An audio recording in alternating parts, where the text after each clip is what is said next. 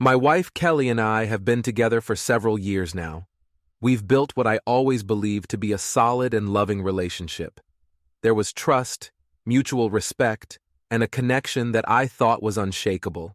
But sometimes, it's the smallest things that can unravel the sense of security you've worked so hard to cultivate. Sometimes, it's something you overhear, something unintended for your ears, that plants a seed of doubt you didn't even know was there. Last night, Kelly and her best friend Allison were having one of their usual girls' nights on the patio. A couple of glasses of wine, some laughter, and the familiar hum of their voices drifting through the house. It was a scene I had witnessed 100 times before. Normally, I give them their space. I'll head upstairs, watch TV, or tinker around on the computer to give them privacy. It's a little unspoken rule we've developed over the years. They have their time, and I do my own thing. It's never been an issue.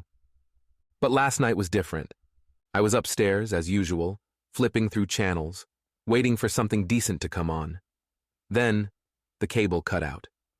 Just like that, the screen went black, and I was left in silence. I sat there, waiting for it to come back on, mildly irritated, when I realized that I could hear Kelly and Allison's conversation more clearly than usual. The open window carried their words up to me, and before I knew it, I was listening. I shouldn't have. I know that now. But in that moment, curiosity got the better of me. Allison was talking about her new boyfriend, gushing over how she didn't even let him get in the door before she was all over him. She laughed as she described the excitement and passion, and my wife, Kelly, responded in a way that made my stomach drop. "Yeah, I was like that with my ex," Kelly said, chuckling softly. I felt a strange pang in my chest, but I couldn't stop listening. Allison laughed too, and I heard her say, "Yeah, I remember you gushing about it all the time." It hit me harder than I expected. I could feel the blood rush to my ears as the weight of her words settled in. Kelly had never been like that with me. I tried to brush it off, telling myself that maybe I was overreacting. After all, we've been together for years, and we've built a life together. We have a strong relationship and an amazing connection in bed. Kelly never says no when it comes to intimacy, and our sex life has always left her satisfied. At least, that's what I thought. But the more I thought about it, the more I realized something I had never really considered before. Kelly has never been the one to initiate, not once. From the very beginning of our relationship, it's always been me. I've always been the one to make the first move, to suggest intimacy, and she's always been receptive, even eager sometimes, but never the initiator. I hadn't thought much of it before. It didn't bother me at the time because I assumed that was just how our dynamic worked. I liked being the one to take the lead, but now, after hearing her talk about her ex, I couldn't help but wonder, why wasn't she like that with me? Why hadn't she ever been all over me the way she had been with him? I didn't know how to process it. It's not like I believed she loved her ex more than me. She left him after all, and from what I know, it wasn't a healthy relationship. He got them evicted 3 times because he couldn't hold down a job, and eventually, she had enough. That's when she ended things with him, and we met about a year later. But still, the thought gnawed at me. If she had been so passionate with him, even in the midst of a dysfunctional relationship, why had that same passion never been there with me? The man she married, the man she supposedly called the love of her life. I felt unsettled. Doubt started to creep in. I had always been confident in our relationship, but now, I was second-guessing things I had never questioned before. Had I been blind to something all this time? Was there some missing piece, some unspoken truth between us that I wasn't aware of? By the time the cable came back on, I had completely lost interest in TV. I was stuck in my own head, replaying Kelly's words over and over. I couldn't shake the feeling that something was wrong, that maybe there was more to her past with her ex than I had realized. I knew I shouldn't have been listening, but now that I had, there was no going back. I didn't sleep well that night. Every time I closed my eyes, my mind drifted back to Kelly and her ex. The image of her being all over him, gushing about their passion, filled my head, and it made my stomach turn. I didn't want to confront her about it. I didn't want to admit that I had eavesdropped on her conversation with Allison, but the longer I sat with it, the worse I felt. The next morning, Kelly noticed something was off. She always does. "Is everything okay?" she asked over breakfast, her brow furrowed with concern. I shrugged it off. "Yeah, I'm fine. Just didn't sleep well." She didn't press me, but I could tell she wasn't convinced. I spent the rest of the day trying to push the thoughts aside, telling myself that I was overthinking it, that our relationship was fine. But by the time the evening rolled around, I knew I had to say something. I couldn't just sit with this feeling forever. It was eating me up inside, and I needed to know the truth. That night, after dinner, I finally worked up the courage to talk to her. We were sitting on the couch, relaxing after a long day, and I turned to her, my heart pounding in my chest. "Kelly," I started, my voice hesitant. "I need to talk to you about something." Kelly turned to look at me, her expression immediately shifting from relaxed to concerned. "What's going on?" she asked, sitting up straighter. She could sense the tension in my voice, and I knew I couldn't back out now. I took a deep breath, trying to gather my thoughts. "Last night, when you and Allison were out on the patio, I overheard part of your conversation." Her brow furrowed, and I could see the confusion in her eyes. "What do you mean? You were listening to us?" "It wasn't on purpose," I quickly clarified. "The cable went out, and I was waiting for it to come back on. The window was open, and your voices just drifted up. I didn't mean to eavesdrop." She crossed her arms, clearly on edge now. "Okay, so what did you hear?"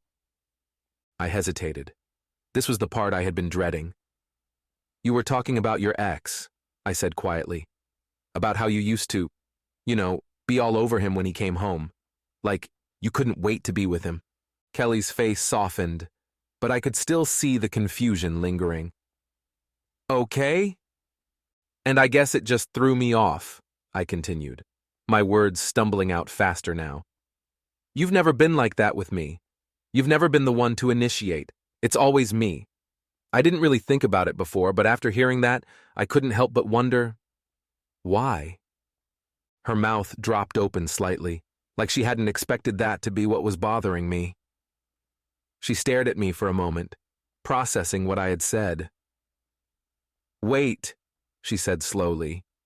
"Is that why you've been acting so moody today?" I nodded, feeling a bit foolish now that I had said it out loud. "Yeah, I don't know. It made me question things. Like, why were you like that with him but not with me?" For a moment, Kelly just sat there, blinking at me in disbelief. Then, much to my surprise, her expression shifted from confusion to frustration.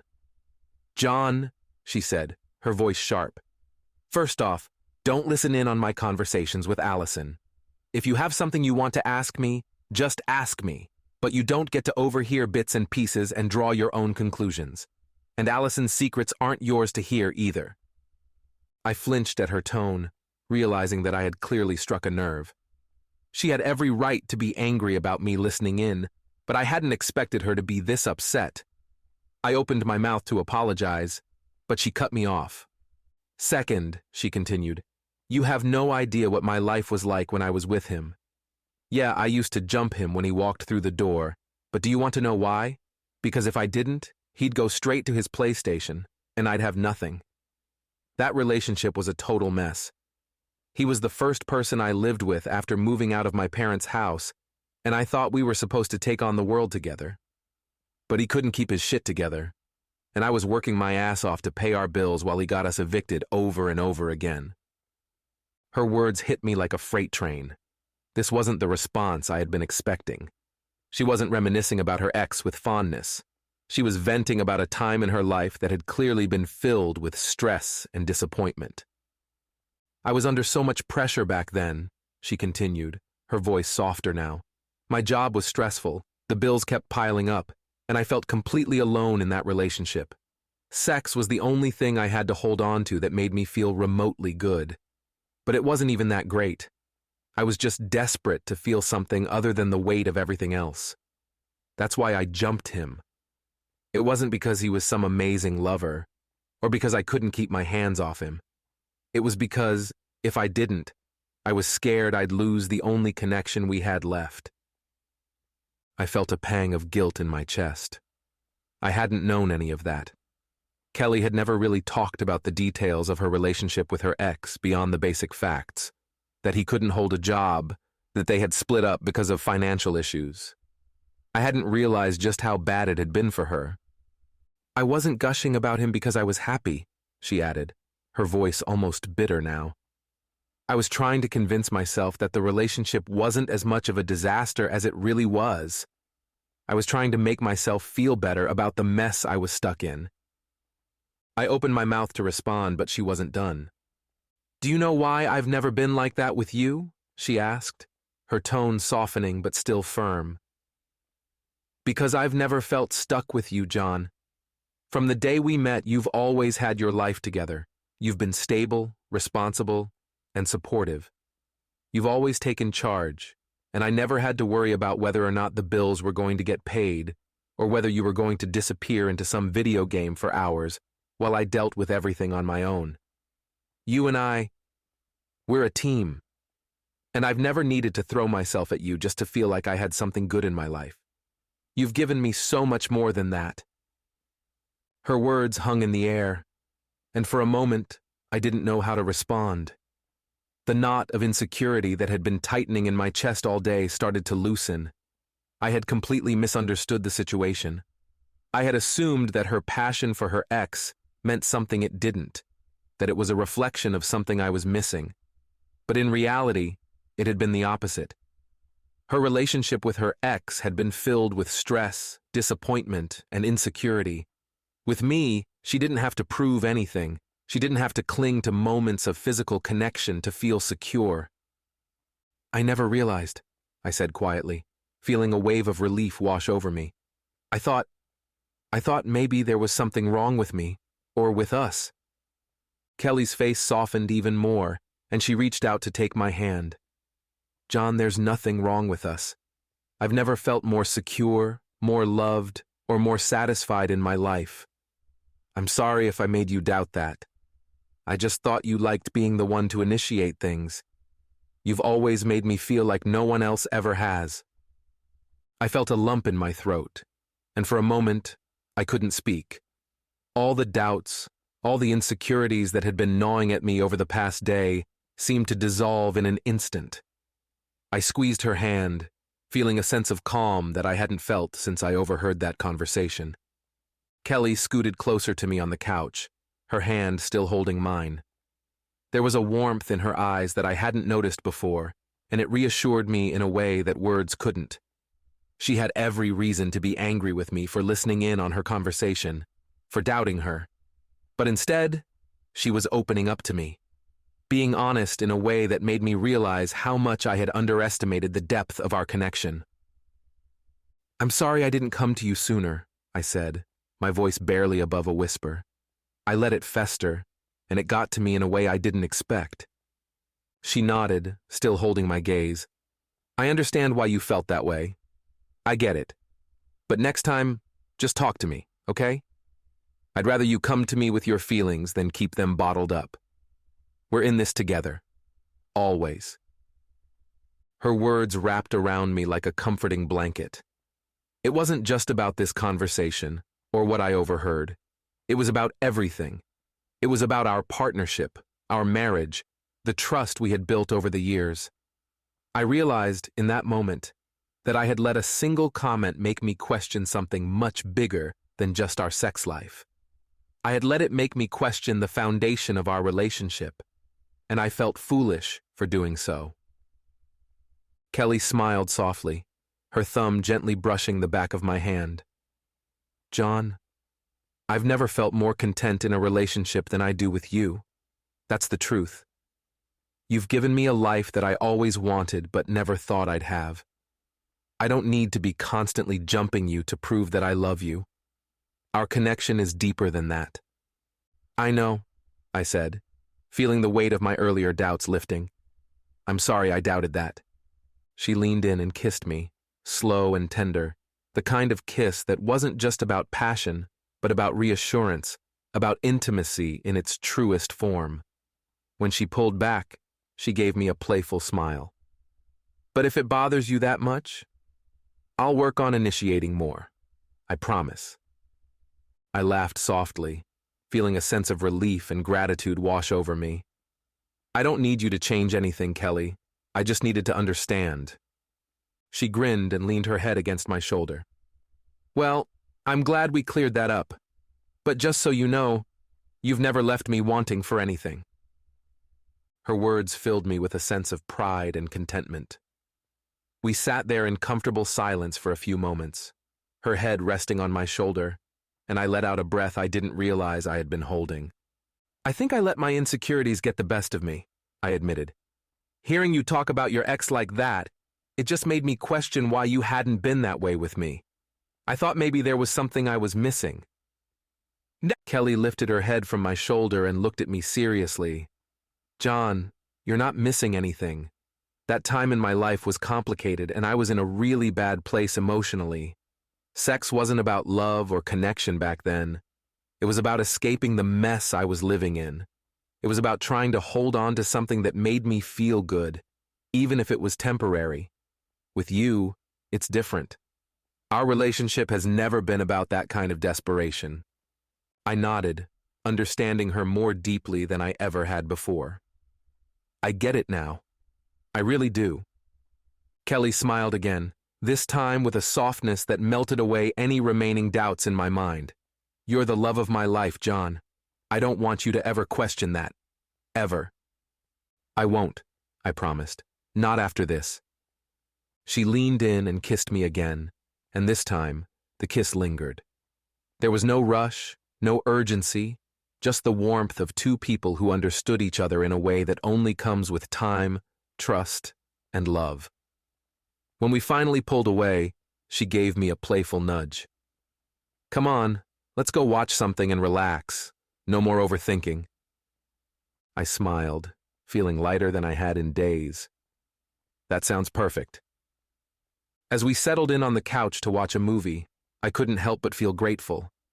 Grateful for Kelly, for our relationship, for the open and honest communication that had brought us even closer together.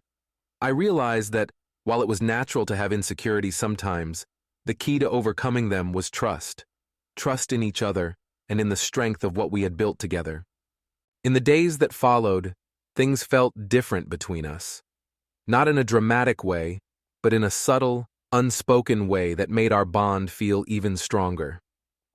Kelly did start initiating more, not because I asked her to, but because she wanted to show me how much she cared. And while I appreciated it, what mattered more was the understanding we had reached, that our relationship wasn't defined by who initiated or how often we were intimate. It was defined by the love, trust, and partnership we shared. Looking back, I realized how easy it was to let a small comment spiral into something bigger. But I also realized how lucky I was to have a wife like Kelly, someone who wasn't afraid to be honest, to communicate, and to reassure me when I needed it most.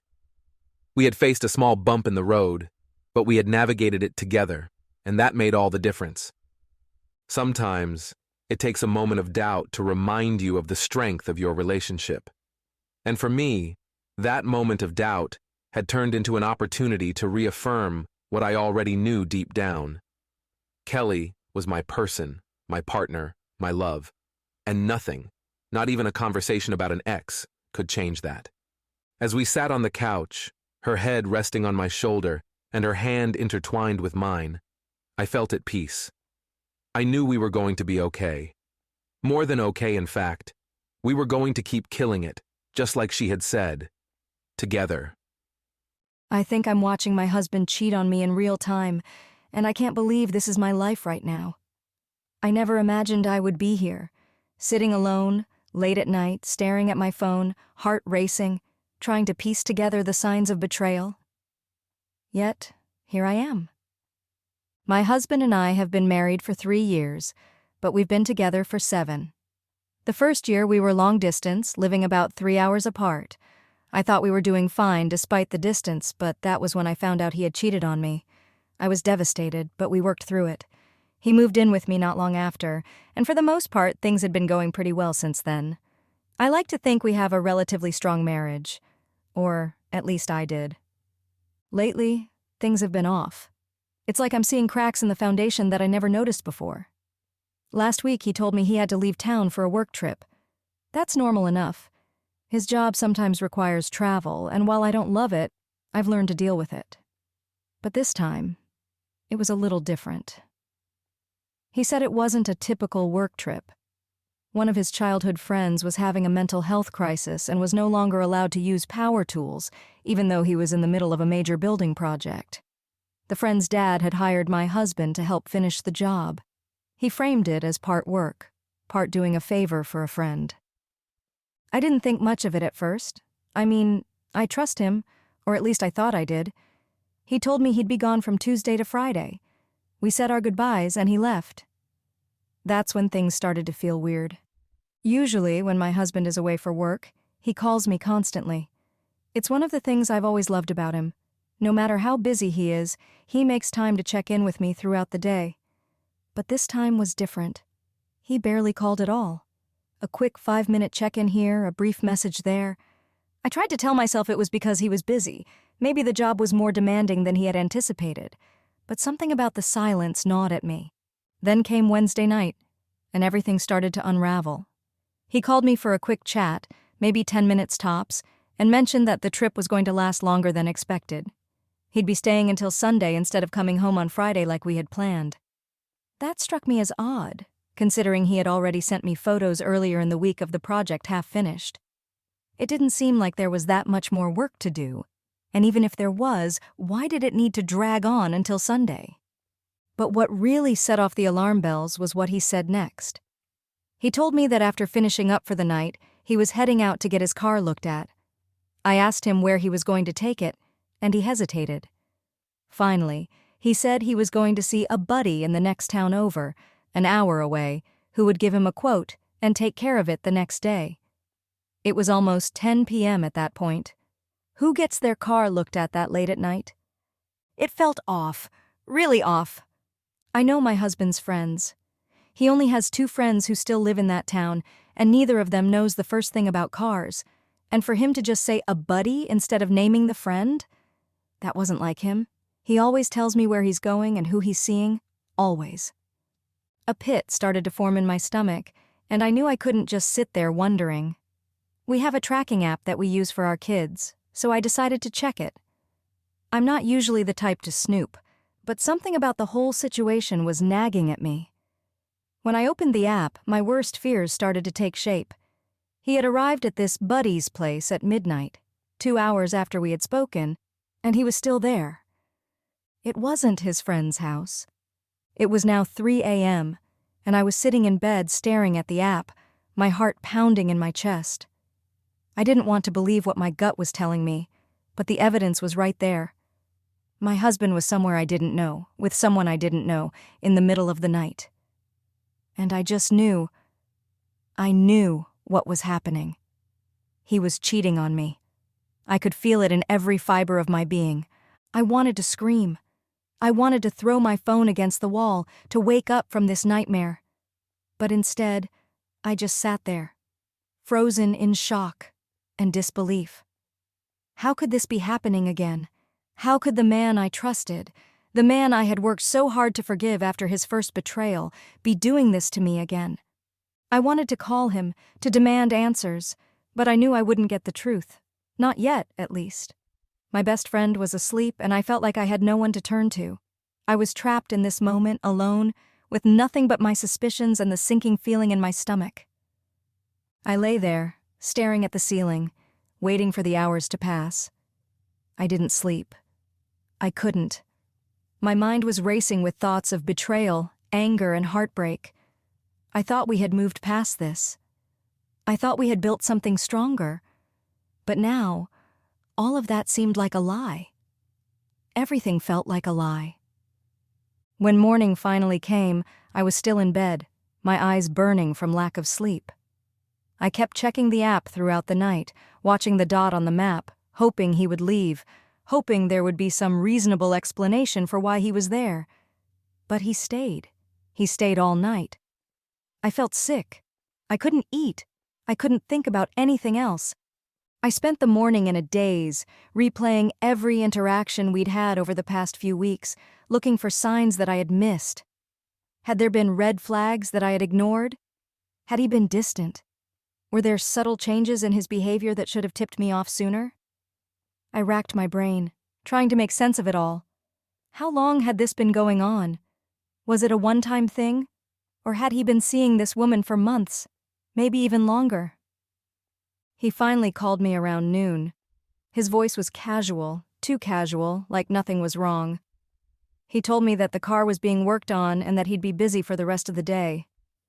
Busy. That word made me want to scream. I asked him where he had been last night, and his response was vague. He said something about staying over at his buddy's place after dropping the car off. But I knew better. I knew he wasn't at any friend's house. I could barely hold it together on the phone. I wanted to confront him, to demand the truth, but I held back. I needed more than just my suspicions. I needed proof. For the rest of the day, I spiraled. I couldn't focus on anything. My mind was consumed with thoughts of him and this mystery woman. What did she look like? How did they meet? Did she know he was married? Was she aware of the life he had back home? Or had he fed her some lie, telling her that he was single or separated, playing the role of the charming, unattached man? Every time I thought about it, I felt my chest tighten with rage. How could he do this to me again? After everything we'd been through, after everything I had forgiven, how could he betray me like this? I wanted to confront him, to call him out, but I knew that if I did, he would lie. He would deny everything, just like he had done the first time. And I couldn't handle that. I couldn't handle the gaslighting, the manipulation, the way he would twist the situation to make me feel like I was overreacting. I decided that I needed to get to the bottom of it once and for all. I spent the rest of the afternoon going through his social media accounts, looking for clues. I checked his messages, his email, anything that might give me a lead. But there was nothing. He was smart. He had learned from the last time. He wasn't leaving a trail this time. But then, as I was scrolling through his phone records, something caught my eye. A number I didn't recognize. A number that had been called repeatedly over the past few weeks, often late at night or during times when he was supposed to be at work. My heart raced as I jotted it down. This was it. This was my lead. I thought about calling the number right then and there, but I hesitated. What would I even say? I didn't want to come across as the paranoid wife who was making accusations without proof. But I also couldn't sit around doing nothing, not knowing. Later that night, as I sat alone in the living room, I decided to make the call. My hands were shaking as I dialed the number, my heart pounding in my chest. The phone rang once, twice, 3 times, and then a woman's voice answered. "Hello?" she said, her tone unsure. I froze. I hadn't thought this through. I had no idea what to say. After a few seconds of silence, I finally spoke. "Hi, I'm not sure if you know this, but I'm husband's name's wife." There was a long pause on the other end of the line. I could hear her breathing, but she didn't say anything. I could feel my stomach dropping as the silence stretched on. And then finally, she spoke. "What?" Her voice was soft, almost like she couldn't believe what she was hearing. He didn't tell me he was married." I felt like I had been punched in the gut. My worst fears were confirmed in that single sentence. He had lied to her. He had lied to me. And now, here I was, talking to the woman he had been spending his nights with while I sat at home waiting for him to come back. "I'm sorry," I said, my voice cracking. "I didn't mean to involve you in this, but I needed to know the truth. I think he's been cheating on me with you." She sighed heavily, and I could hear the hurt in her voice. "I didn't know. He told me he was single. We've only been seeing each other for a little while, but I thought he really liked me." I could feel the tears welling up in my eyes as she spoke. This wasn't just about me anymore. He had hurt her too, and she had no idea she was even part of this mess. I wanted to hate her, to blame her for what was happening, but I couldn't. She was just another victim of his lies, just like I was. "He's not who you think he is," I said softly, wiping away a tear. "He's been lying to both of us." There was another long pause on the other end of the line, and I could hear her trying to process everything. I knew how she felt, shocked, confused, and heartbroken. In a strange way, I felt connected to this woman even though I had never met her.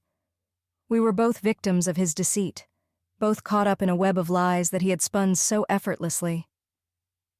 "I'm so sorry," she finally whispered. "I had no idea. If I had known he was married, I never would have. I just wouldn't have." I took a deep breath, trying to keep my composure. "It's not your fault," I said, my voice softer than I expected. "He's good at hiding things.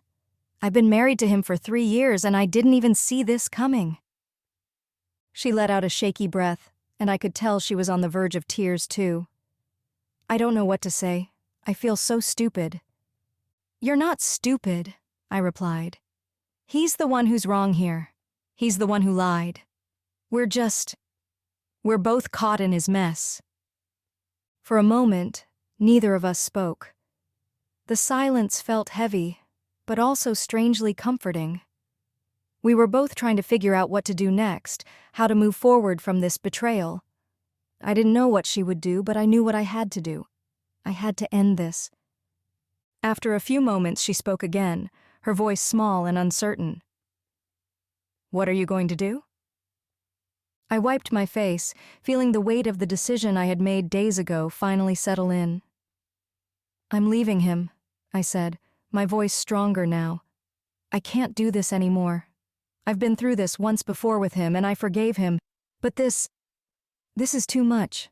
I deserve better than this." She was quiet for a moment and then she said something that surprised me. "You're right. You do deserve better. So do I." I hadn't expected her to say that, but it made sense. She had been hurt just as much as I had. Maybe she hadn't invested years into a marriage with him, but she had put her trust in him, believed his lies, and thought he cared about her. And he had shattered that trust just as easily as he had shattered mine. "Are you going to keep seeing him?" I asked, not because I wanted to know for myself, but because I was worried for her. I didn't want her to fall back into his trap. I didn't want her to get hurt again. She sighed. "No, I can't. Not after this. I don't know what I was thinking, but I guess I just wanted to believe that someone cared about me, you know? But this is too much." I nodded, even though she couldn't see me. "I get it. I really do." We talked for a little while longer, sharing our stories, piecing together the timeline of his betrayal. The more we talked, the angrier I became. He had played both of us, made us both feel like we were important to him, and all the while he was living a double life. I couldn't believe I had fallen for it again. Eventually, we said our goodbyes and I hung up the phone, feeling a strange mixture of sadness and relief. I had my proof now. I wasn't crazy. I hadn't imagined the red flags, and my gut had been right all along. But that didn't make it any easier. Knowing the truth didn't take away the pain. It just made it real. I spent the rest of the night thinking about my next steps. I knew I couldn't stay with him. I couldn't pretend that everything was fine, that we could work through this like we had in the past. This was different. This was the end. The next morning, he came home. I had spent the entire week gathering the information I needed for a divorce. I had been to a lawyer, set up my finances, and mentally prepared myself for the conversation I was about to have. But when he walked through the door, looking tired and disheveled, I still felt a pang of sadness. As much as I wanted to hate him, as much as I wanted to scream at him, a part of me still loved him. A part of me still remembered the good times, the times when we were happy, when I thought he was the man I would spend the rest of my life with. He sat down on the couch, rubbing his eyes. "I'm so tired," he said, not even looking at me. This week was brutal. I stood there watching him, feeling a surge of anger. How could he just walk in here like nothing was wrong? How could he act like he hadn't spent the past few nights with another woman, lying to both of us, destroying our marriage? "I know," I said, my voice cold and flat. He finally looked up at me, his brow furrowing in confusion. "What do you mean?" "I know where you've been," I said, my voice trembling with anger. "I know about her." For a moment he just stared at me, his face pale. And then, like clockwork, the excuses started. He told me it wasn't what I thought, that he hadn't slept with her, that he had just gone over to her house because she made it easy to give her attention. He admitted to entertaining her, but claimed he hadn't actually cheated. He even had the audacity to tell me that he spent the night at her house, but didn't sleep with her. I couldn't believe what I was hearing. Did he really think I was that stupid? Did he really think I would believe that he spent the night with another woman and nothing happened? I stood there, watching him try to dig himself out of the hole he had created, and I realized that I was done. I was done with his lies, his manipulation, his selfishness. I didn't need to hear any more. I'm not as straight as I thought I was after watching Deadpool and Wolverine. So here's the thing. I've lived my entire life firmly believing I'm straight. No doubts, no confusion, just your average dude with a straightforward attraction to women. Petite women, to be specific. Blonde, brunette, didn't matter, as long as they were on the smaller side, maybe with a cute smile. That's how it's been for as long as I can remember. You know, the typical high school crushes, celebrity pinups, nothing out of the ordinary. I thought I had it all figured out. That is, until I watched the new Deadpool movie. And now, my life feels like it's spiraling into some weird alternate reality where nothing makes sense anymore. Let me back up. I went to see Deadpool with a bunch of my buddies when it first came out. We were all super hyped for the movie. Classic Deadpool humor, a bit of chaos, plenty of action. We had our popcorn, our overpriced sodas, and we were ready to laugh ourselves stupid. Everything was going great. The movie starts, the jokes are flying, and we're having a blast. But then, it happened. Hugh Jackman happened. Look, I've seen Hugh Jackman as Wolverine plenty of times. I grew up on X-Men, so it's not like this was my first time seeing the guy with his claws out. But for some reason, this time was different. The moment he appeared on screen, Wolverine in all his grizzled, shirtless glory, something inside me shifted. I can't explain it. My eyes just locked onto his biceps, and it was like my brain short-circuited. At first I didn't think much of it. I mean, it's Hugh Jackman, right? The dude is in his mid-50s and still looks like he's carved out of granite. It's normal to appreciate that kind of dedication to fitness, right? That's not weird. I'm not some toxic guy who can't admire the male form. Hugh absolutely deserves some appreciation for looking that good, especially at his age. But then, the movie kept going, and Wolverine lost his shirt. Now, usually when a guy loses his shirt in a movie, it's good for a laugh or two, right? You nudge your buddy and make a joke, maybe pretend to flex your own less-than-Wolverine-level muscles. That's how it's supposed to go. Except, when that scene happened, something very different occurred. My buddies erupted into laughter around me, but I wasn't laughing. I wasn't even blinking. My jaw literally dropped open. I stared at the screen, eyes glued to Hugh Jackman's chest, and it was like time slowed down. I couldn't tear my eyes away. Every divot between his abs, every hair on his chest, it was like my brain had been hijacked. And then out of nowhere, this thought popped into my head, clear as day. I want to trace every line of his abs with my tongue. Yep, I'm not even kidding. In that moment, it was like my entire identity got thrown into a blender. I couldn't focus on the rest of the movie. Sure, Deadpool was still doing his thing, but my mind was a million miles away, lost in a sea of confusion. For the rest of the film, all I could think about was how ridiculously attracted I was to Hugh Jackman. Hugh Jackman. The man is nearly 30 years older than me, but there I was, in the middle of a packed movie theater, realizing I was very physically attracted to a hairy, muscular, 6-foot-tall Wolverine. I've spent my entire life being into women. That's always been my thing. Women. Petite women, to be exact. And yet here I was, suddenly contemplating Wolverine's fuzzy chest and bulging biceps like some sort of teenage girl swooning over a boy band member. It didn't make any sense. As the credits rolled, I sat there in stunned silence, my mind racing. I didn't know what to think. Was this some kind of weird one-time thing?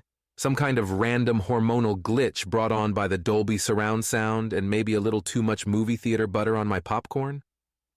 Or was I seriously attracted to Hugh Jackman? I couldn't decide which was worse, being attracted to Wolverine or the fact that I couldn't stop thinking about it. My buddies didn't notice anything. They were too busy cracking jokes about the movie as we left the theater, but I was still stuck in my head, trying to make sense of what had just happened.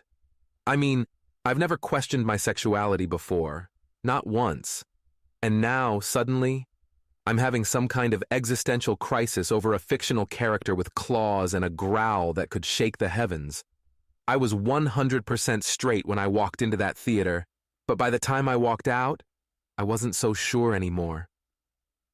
But here's where things get even weirder. Over the next couple of days, I couldn't stop thinking about it. The scene kept replaying in my mind over and over again. Hugh Jackman's chest, the way his muscles flexed as he fought, the sheer masculinity of it all. It was like my brain was on a loop. I kept telling myself it was just a one-off thing, that it didn't mean anything. Maybe it was just the movie magic, right? Maybe I was just caught up in the moment. So naturally I went to see the movie again, just to confirm that I was overreacting and that everything was fine. It was all just a fluke, right? Wrong. I sat through the movie a second time, and it was the exact same experience. My eyes locked onto Hugh Jackman the moment he appeared on screen. Every time he flexed, I felt that same pull in my gut. And when he lost his shirt again? Yeah, same reaction. Jaw on the floor, heart racing, brain scrambling to make sense of the fact that I was, without a doubt, very physically attracted to Wolverine.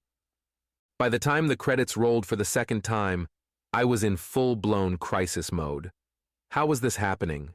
Was I really questioning my sexuality because of Hugh Jackman? I mean, I wasn't just casually admiring his physique anymore. I was fully fantasizing about tracing the lines of his abs, maybe even more. And that's when I realized I wasn't as straight as I thought I was. The realization hit me like a ton of bricks. I wasn't as straight as I thought I was, and the sheer absurdity of the situation was almost laughable. I mean, who has a sexuality crisis because of Wolverine? It sounds like the kind of thing you'd read in a Reddit post with a ton of upvotes and sarcastic comments underneath. But this was real, and it was happening to me. My life, which I had once thought was pretty simple and straightforward, had suddenly become a chaotic mess of confusing feelings and Hugh Jackman-shaped thoughts. I couldn't talk to anyone about it, though. I mean, what was I supposed to say? Hey guys, remember that Deadpool movie we saw? Yeah, turns out I'm attracted to Wolverine now. Thoughts? Yeah, right. That conversation wasn't happening. My buddies would never let me live it down, and it's not like I could just drop this bombshell during a casual hangout. So I kept it to myself, but it wasn't going away. I tried to distract myself, to push the thoughts aside, but they kept creeping back in. Every time I saw a Deadpool poster, or someone mentioned the movie, my brain would immediately flash to Wolverine's shirtless scene, and the feelings would come rushing back. I'd be sitting at work, trying to focus on a spreadsheet or answer emails, and suddenly my mind would wander, imagining myself in the movie theater, staring at Hugh Jackman's chest like a deer caught in headlights. It was getting ridiculous. In a desperate attempt to make sense of everything, I did what any reasonable person would do. I Googled it. I typed in things like, "Can straight men be attracted to Hugh Jackman?" and "Am I gay if I like Wolverine?" You wouldn't believe the results that popped up. Apparently, I'm not alone in this. There are entire forums, threads, and blog posts dedicated to people questioning their sexuality after seeing particularly attractive male celebrities. It was a weird kind of comfort to know that I wasn't the only one losing my mind over this. But the more I read, the more I realized that maybe this wasn't just about Wolverine or Hugh Jackman. Maybe it was something deeper, something I had never really explored because I had never had a reason to. My whole life, I had been so certain about who I was and what I was attracted to.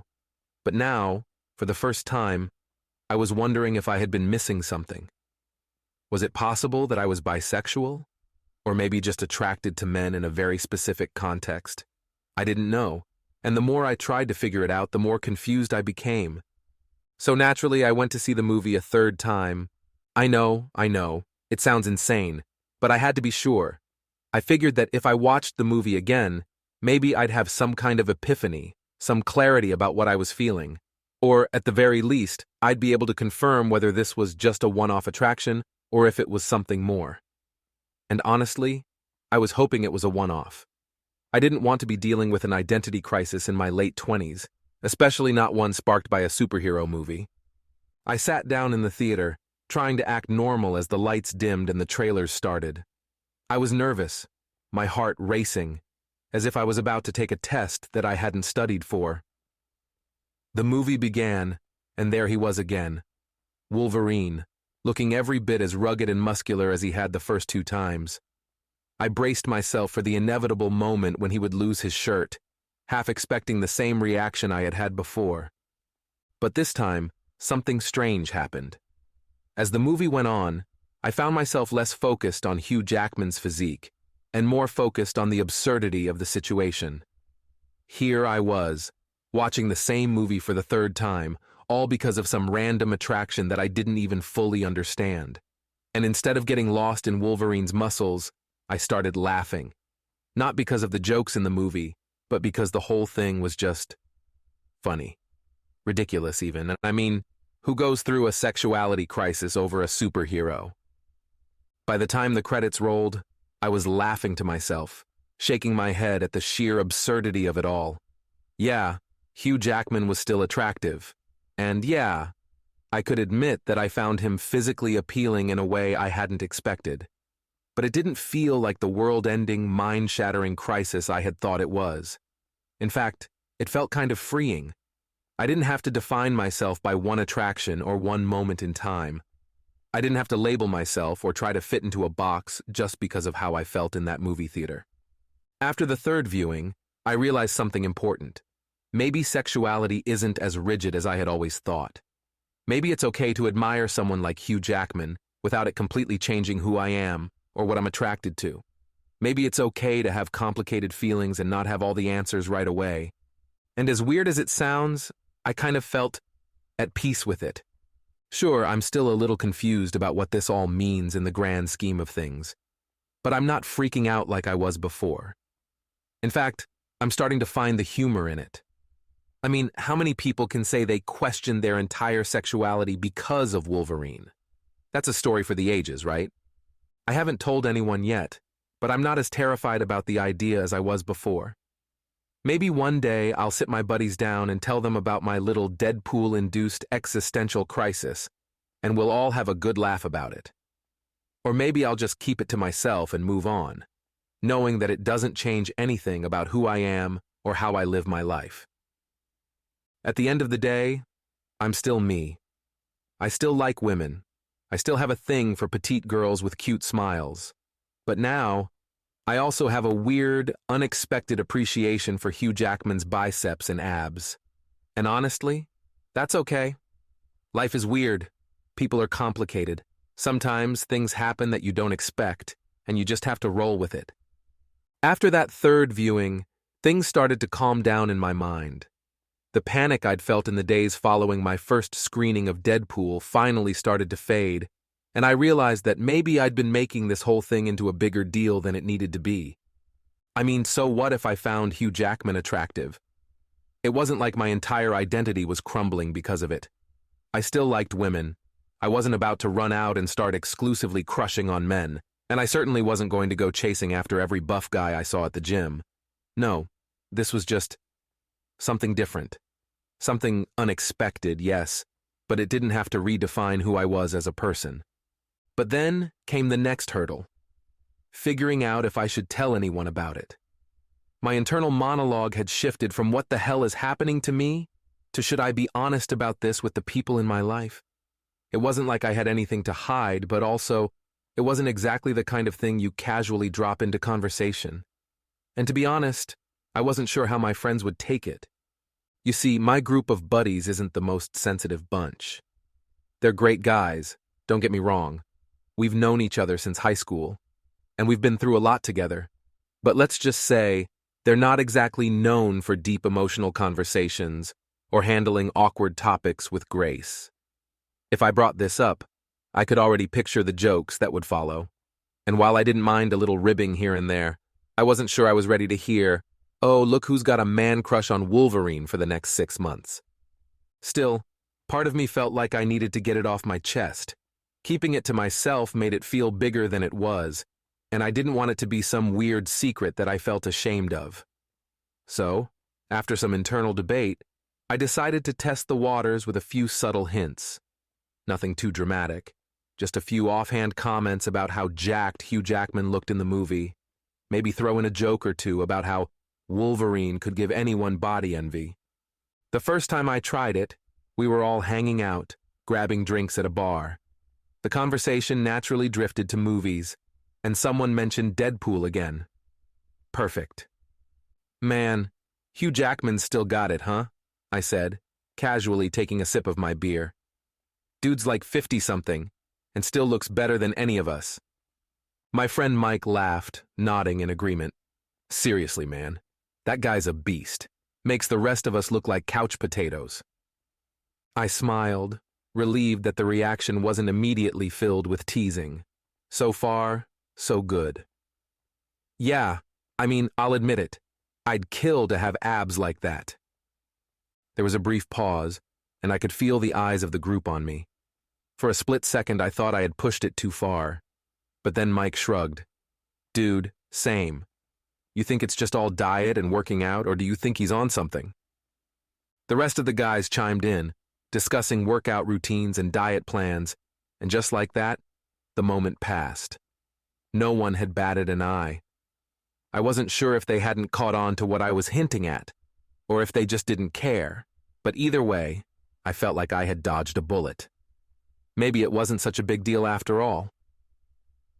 I went home that night feeling strangely at ease. I hadn't outright told them about my whole Wolverine-induced sexuality crisis, but just testing the waters had given me a sense of comfort. Maybe I didn't need to make a huge announcement or have some heart-to-heart with my friends. Maybe I could just acknowledge that, yeah, Hugh Jackman is an attractive guy and leave it at that. Over the next few weeks, I kept thinking about how funny the whole situation was. The more distance I put between myself and that initial panic, the more I started to laugh about it. I mean, really, how many people have an identity crisis over a superhero movie? The whole thing was so absurd that it felt like the kind of story you'd tell at a party just to get a few laughs. And that's when I realized, maybe that's exactly what I should do. So the next time my buddies and I were hanging out, I decided to tell them the whole story. We were chilling at Mike's place, just playing video games and having a few beers, when the conversation turned back to movies again. I don't know what it is about Deadpool that keeps coming up, but it was like fate was giving me the perfect opportunity. "All right, guys," I said, putting down my controller. "I've got a story for you. It's probably the funniest thing that's ever happened to me, but you've got to promise not to roast me too hard." They all turned to me intrigued. "Oh man, this better be good," Mike said, laughing. I took a deep breath and launched into it. "So, you know how we saw Deadpool a while back? Well, I've got to admit, something weird happened during the movie. You know that scene where Wolverine loses his shirt?" I watched their faces closely, waiting for the inevitable laughs. They were already grinning, waiting for the punchline. Well, let's just say my reaction wasn't exactly what I expected. I mean, I've been into girls my whole life, no doubts there. But something about Hugh Jackman in that scene just, I don't know, man. My brain short-circuited. I was suddenly thinking about tracing his abs with my tongue. The room exploded with laughter. I expected it, and honestly, I couldn't help but laugh too. It was ridiculous after all. "Dude, what?" Mike practically wheezed. "Wolverine?" I shrugged, still laughing. I know, it's insane. But it got me thinking, like, am I not as straight as I thought I was? I mean, I've never questioned it before, but now I can't stop thinking about how hot Hugh Jackman is. It's been messing with my head.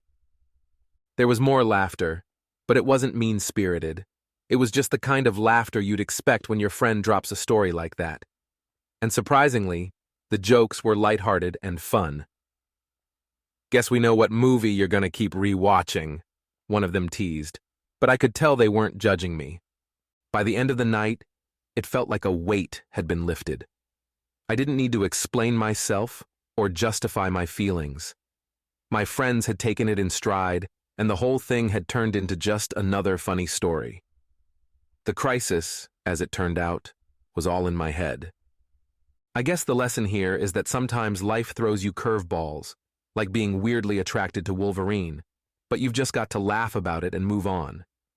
At the end of the day, it doesn't change who I am. I'm still me, and I'm still figuring things out.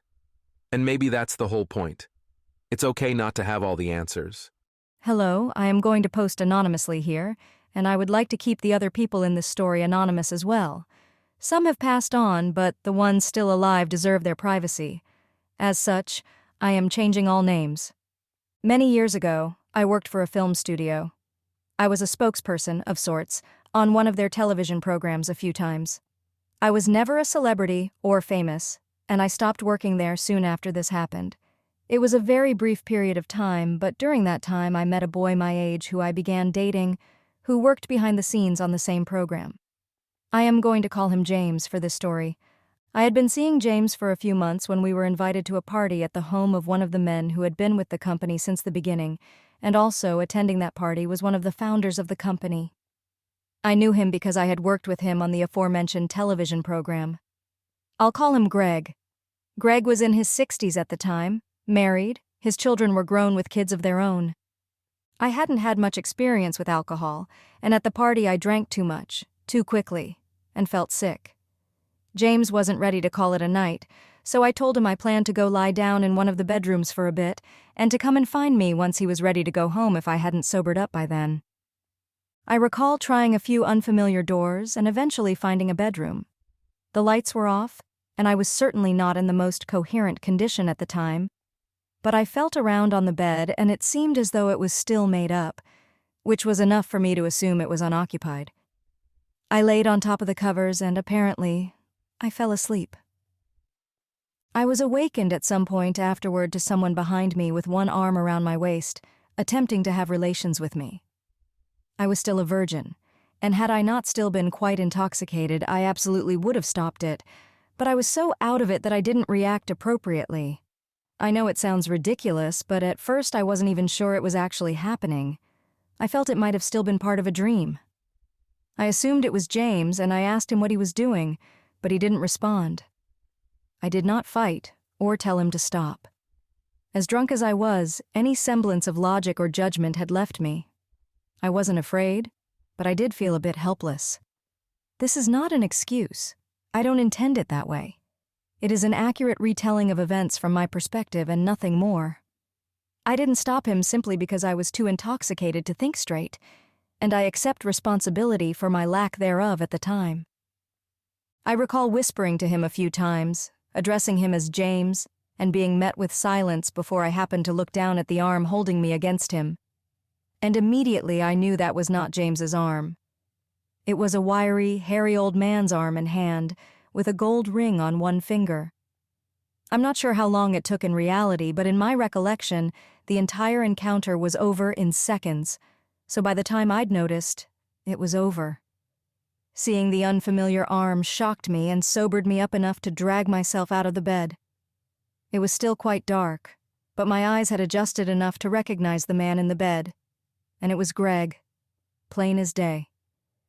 He was curled up on his left side facing me, very still. His arm was still out in front of him where I had extracted myself from under it. His eyes were closed and I could hear him breathing, It made a whistling sound each time he would inhale. I panicked and left the room quickly and quietly, went to the bathroom and cleaned up. I remember feeling dizzy and nauseated and trying to vomit, but nothing would come out. I was able to find James, still enjoying the party, oblivious to what had just happened to me, and I told him the first of many lies. I said I had just been sick in the bathroom and needed to go home. A friend who was also at the party offered to drive me. I still lived with my parents, and I was scared of them greeting me when I came home. I was afraid they'd be able to tell by my face somehow, or that they would ask questions and cause me to confess what had happened, so I sneaked in the side door and went straight to my room. It would have been pointless to tell anyone anyway, as no one would have believed me. Greg was known to be a very decent, moral type of man, the sort who would never have been unfaithful to his wife, let alone by forcing himself on an unconscious young employee. Truly, that was my experience with him as well. He never said anything vulgar in my presence, never made any type of flirtatious comments during the time I worked with him, even when we were alone together. I never felt threatened by him whatsoever. I hadn't run into him at the party before the incident, but a coworker who had was telling people he seemed very inebriated and was slurring his words to such an extent that they could barely understand him. I believe it. I think he was not in his right mind at the time, and I do not think he was conscious of what he was doing, or to whom. James would try to persuade me to be intimate with him, as guys tend to do, and I'd turn him right down each time. But the week after the incident at the party, I gave in. I wanted the experience with James to be my real first time, as it was a situation I was more in control of and had had some say in. I wanted to forget the other thing had happened at all. Not long after this, I woke up wondering why the whole house smelt like meat that had gone off and wet dog, only to find that I was no longer able to stomach, or even stand the smell, of my mother's homemade breakfast. She and the rest of my family insisted it smelt and tasted fine, so I knew something was wrong. I was exhausted to the bone, and when I tried to share a beer with James, I had to spit it back out because it tasted like dirty dishwater. He bought me an ice cream instead, and I was so overwhelmed with gratitude I cried. Not like me at all. I told him I thought I might be pregnant, and once it was confirmed, as was the expectation in those days, we got married. I quit working at the studio once we were married. James stayed on. My son, who I'll call Jack, was born about 5 months after the wedding. I had been telling myself he was definitely James's, but I do remember scrutinizing his little face at one point while we were alone in the hospital. I couldn't see either of us in his features, but since I couldn't really see Greg either, I figured he must have inherited the features of some distant relative and hoped that he would resemble me or James more as he grew. Greg had been looking quite a bit worse for the wear and was clearly struggling with some kind of health issues even before the night of the party. A few days after Jack was born, Greg collapsed at work and was rushed to the hospital, where he passed away. At the time, no one had known what was wrong, but it came out soon after that he'd been battling cancer. I am certain this had something to do with what happened that night. In spite of what some may think reading this story, Greg was not a rapist. He was not a bad person.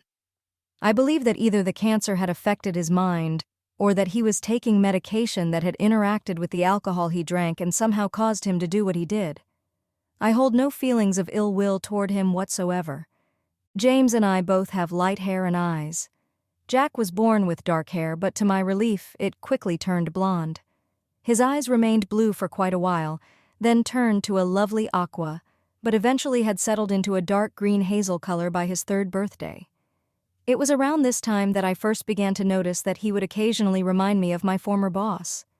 It would just be a certain angle of his face, an expression he'd make, things like that, so I was able to brush it off mostly as not meaning much of anything. I simply refused to entertain those thoughts. I had come across an old tintype photo of one of my husband's great-grandfathers, who'd had dark hair and eyes, and I convinced myself I'd found the source of our child's unfamiliar features. I even showed it to James, who agreed there was a resemblance, and that was that. Anytime anyone would ask who he looked like, we'd relay that information. From the start, Jack was different from other children. It became more noticeable once his sister arrived 2 years later, and we had her to compare him to. He had never been a normal baby, though. He didn't like to be held or cuddled much. He would stiffen and push away from us, and he would scream for hours on end, day after day. He rarely slept. He'd scream his little head off until he puked up everything after every feeding, and continue screaming until the next feeding. He was miserable. Nothing we tried would soothe him. It nearly drove James and I to distraction in the first year of his life. Jack was a late walker, but by the time he was 1, he could speak in full sentences, and at 18 months, he was able to draw recognizable human figures with faces, hands and feet, hair, ears. I was amazed. Nobody else in our family had any kind of artistic ability. He would develop these intense obsessions with different subjects, historical figures and events, various mechanical things and modes of transportation, different species of animals, etc. Whatever his obsession du jour was, he'd talk only about that, draw pictures of it, make up stories about it, etc. We'd buy him books, and he would read them until he could recite every fact and figure. One of his very first obsessions was something I knew Greg had also shared a lifelong interest in, and I recall being paranoid that James would make some type of connection, but he never did. You'd think an obviously bright kid like Jack would excel, but he did terribly in school. He got into trouble on a daily basis for refusing to do his work. He would sit there and draw pictures all day, and when the teacher addressed the issue with him, he'd pretend to agree, wait until they'd stopped watching him, and then go right back to drawing. Jack did whatever he wanted to do, and that was that. He would read his textbooks cover to cover the night they were distributed, and was able to pass the tests, but failed his classes because he wouldn't turn in any work. I had never met a kid like Jack. Neither had James. We had no clue how to handle him, and he was often in trouble at home as well. He would have screaming tantrums well into his later childhood years if he became overwhelmed or if things didn't go his way. James had difficulty bonding with Jack due to their differences, and they were usually at odds with one another. Jack dropped out of school and moved away from home at 16, mostly, I believe, to escape James's temper. He went to live with my parents, who were still in CA at the time. We had since moved to the opposite coast, and we didn't see him for a couple years. Then, one day out of the blue, he appeared on our doorstep. No call, no warning of any kind. He was just there. Typical Jack. When I opened the door, I found myself face to face with the absolute spitting image of a young Greg. There was no denying it anymore. I had a hard time keeping it together at first. I felt uneasy talking to my own child. I was so afraid James would notice. Same face, same hair, teeth, ears, everything. He would fidget in the exact same manner with his hands and sit and stand in the same positions. It made me feel like a horrible person inside. I desperately wanted to tell him and everyone else the truth, but I knew it would destroy our family. James had a temper, and we all feared his wrath. I didn't want to find out what he would do if faced with the fact that he'd been lied to for so many years about such a life-altering thing. So I still kept the secret.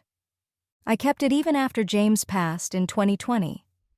I kept it until I had a minor stroke, and my doctors told me that I have an inoperable abdominal aortic aneurysm and 95% blockage in both of my carotid arteries in my neck.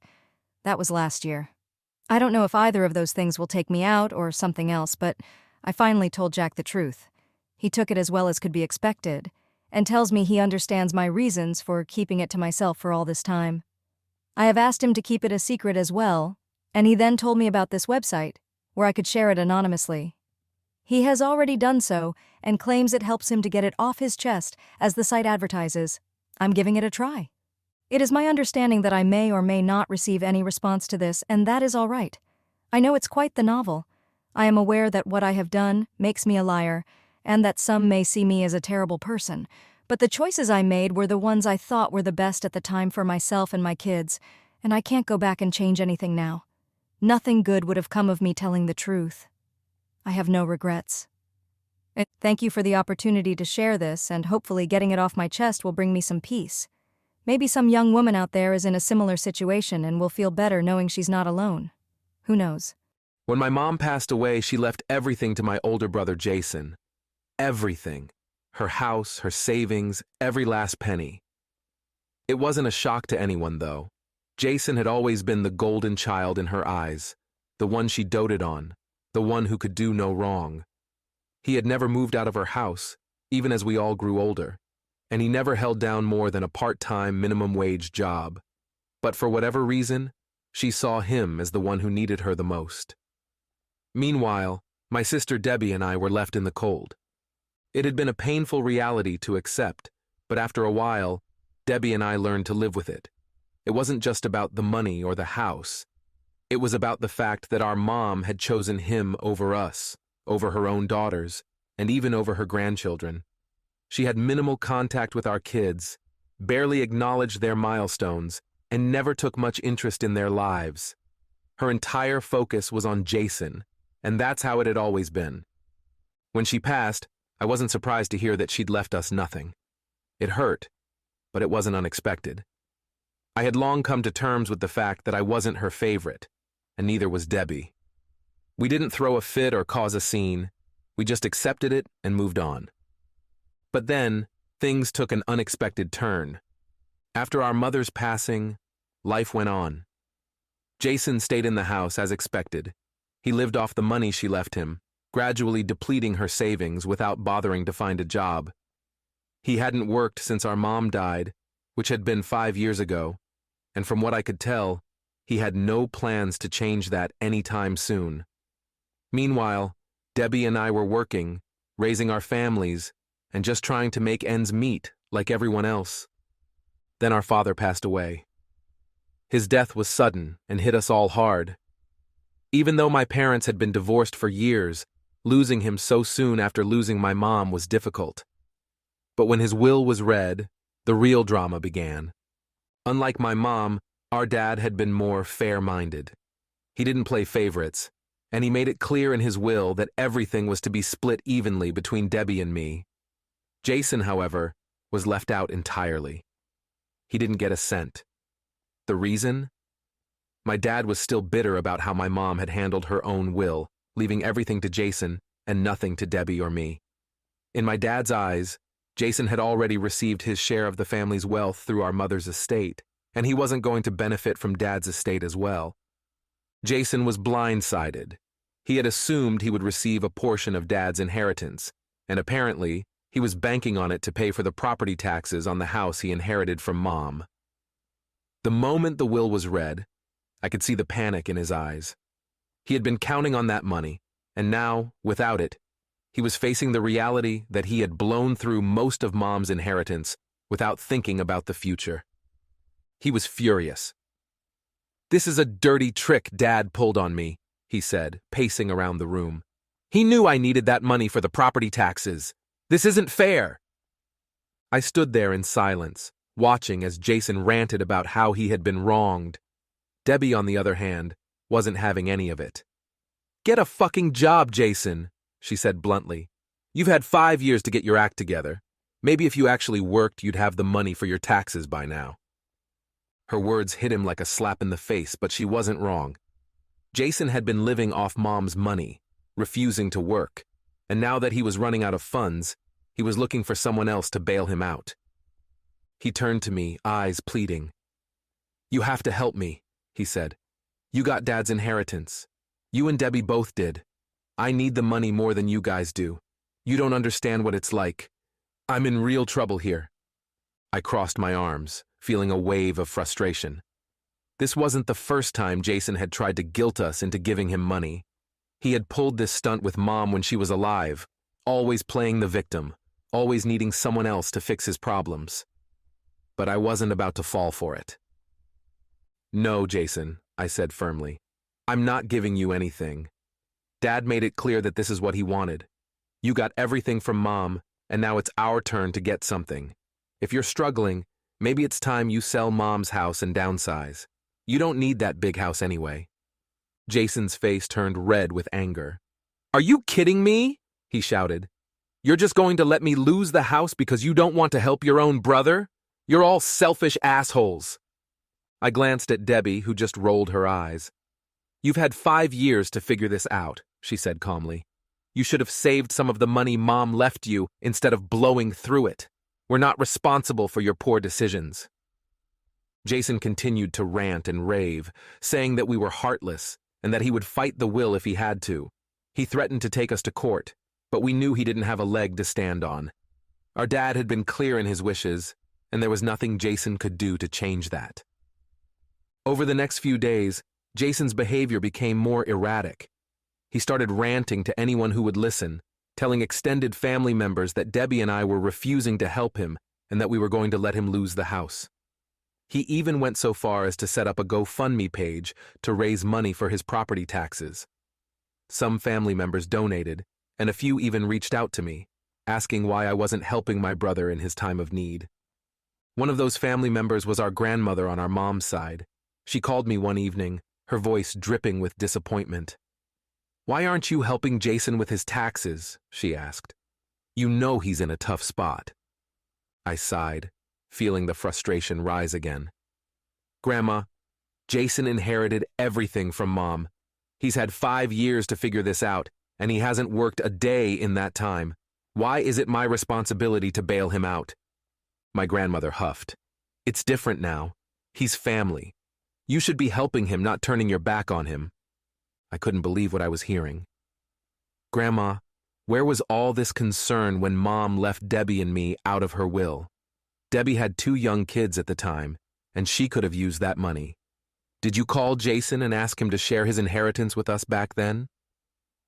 There was a long pause on the other end of the line before she finally muttered, "That was a different situation." "Not really," I replied. "It's the same thing, but no one threw a fit about it when Mom left everything to Jason. Now that the tables are turned, suddenly we're the bad guys? I don't think so." And there was silence on the other end of the line after I confronted my grandmother. I could feel the tension building, the weight of all the family drama hanging in the air between us. I knew my words had struck a nerve, but I wasn't going to back down. The situation with Jason had been unfair from the start, and now that it wasn't working in his favor, everyone seemed to expect Debbie and me to just roll over and give him whatever he wanted. "Grandma, I get that you're worried about Jason, but this is his mess to clean up. He can sell the house and downsize. There's no reason he should be living in that big house alone when he can't even afford the taxes on it." Her response came out as a disappointed sigh. "But it's your mother's house. Don't you think he should be able to stay in it? That house means something to him." I had to bite my tongue to keep from saying something I might regret. "The house means something to all of us, Grandma, but it's not practical for him to stay there if he can't afford it. Debbie and I aren't going to give him our inheritance just to cover his property taxes. He's had plenty of time and money, and he didn't manage it well. That's not our responsibility." The conversation with my grandmother ended shortly after that. I could tell she wasn't happy with me, but I wasn't about to feel guilty for following through with what my father wanted. Jason had already taken more than his fair share from the family, and now he was expecting us to bail him out because he couldn't handle the reality of his own choices. The next few days were a blur of awkward phone calls and messages from extended family. A few cousins reached out to express their disappointment in how Debbie and I were handling the situation. Some of them had even donated to Jason's GoFundMe for his property taxes, which blew my mind. He had managed to convince them that he was the victim, that we were cruelly withholding money that rightfully belonged to him. It was incredible how he had turned the narrative in his favor, even though it was completely unjustified. But no matter how much pressure Jason or the rest of the family tried to put on us, Debbie and I stood firm. We had a united front, and neither of us was going to budge. Jason had already gotten everything from our mother, and now it was our turn to receive what Dad had intended for us.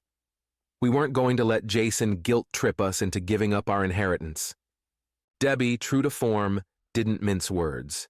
She made it clear to anyone who asked that Jason had squandered his inheritance from our mom and that it wasn't our job to clean up after him. "He's had 5 years," she would say whenever someone brought it up. 5 years to figure out how to take care of himself, and he hasn't done a damn thing. Why should we bail him out now?" Her bluntness was refreshing, but it didn't stop Jason from escalating the situation. He continued to rant on social media, posting about how unfairly he was being treated by his own siblings. He painted Debbie and me as greedy, selfish people who didn't care about family. His posts gained traction among some of our more distant relatives, who chimed in with comments like, "Family should stick together," and "Your sisters are being heartless." At first, I tried to ignore it. I figured Jason was just blowing off steam and that people would eventually see through his act. But the more he posted, the more it started to bother me. His narrative was gaining traction, and soon I was getting messages from people I hadn't spoken to in years, all of them asking why I wasn't helping Jason out. It was exhausting. Then, one afternoon, I got a call from Jason. His tone was calmer than it had been in previous conversations, but I knew better than to let my guard down. "I've been thinking," he said, his voice measured. "I don't want this to tear the family apart. I just think that if you and Debbie gave me a little bit of the money from Dad's inheritance, I could get back on my feet. I could pay the property taxes, maybe make a few repairs around the house. It's not a lot that I'm asking for, just enough to get by." I felt my jaw tighten. He was playing the same game he had played with our mom, acting helpless, making it seem like he just needed a little push to get his life back on track. But I wasn't falling for it. "No, Jason," I said firmly. "We're not giving you any of Dad's money. This is what Dad wanted. You need to find a way to handle the property taxes on your own. Sell the house if you have to." I could hear the frustration in his voice as he responded. "Sell the house? Are you kidding me? That's our mother's house. It's all I have left of her." I shook my head, even though he couldn't see me. "Jason, I'm not going to argue with you about this. You've had years to figure this out, and you didn't. This is the consequence of your choices. You can sell the house, downsize, and use the money to take care of yourself. It's not like you'll be homeless." "But you and Debbie don't even need the money," he shouted, his calm demeanor cracking. "You're just being selfish because you want to keep all of Dad's money for yourselves." I took a deep breath, trying to keep my voice steady. "It's not about need, Jason. It's about what's fair. You got everything from Mom, and now Debbie and I are getting what Dad left for us. That's the end of it." There was a long silence on the other end of the line. I could feel the tension building, waiting for him to explode. But instead, he hung up on me without another word. After that, things quieted down for a while. Jason stopped posting on social media, and the barrage of messages from family members slowed to a trickle. I thought maybe he had finally accepted the reality of the situation, that he was going to have to figure things out on his own. But then, a few weeks later, I got a call from Debbie. "Did you hear about Jason?" she asked, her voice tight with frustration. "No," I replied, my stomach sinking. "What happened?" "He's taken out a loan to cover the property taxes," she said. "And now he's telling everyone that we forced him into debt because we wouldn't help him." I groaned. Of course, he had found another way to make himself the victim. I couldn't believe what I was hearing. Jason had actually taken out a loan to cover the property taxes, and now he was blaming Debbie and me for it. He was telling everyone that we had forced him into debt, spinning yet another narrative where he was the victim and we were the villains. "That's ridiculous," I said, my frustration evident. "He's had years to plan for this, and now he's making it seem like we backed him into a corner. We didn't force him to do anything." "I know," Debbie replied, her voice tense. "But he's running with this story, and people are starting to believe him. I've already had a few family members call me, asking why we didn't help him when we could have." I let out a long, exasperated sigh. This whole situation had gone from frustrating to absurd. Jason had always been good at manipulating people's emotions, especially our families.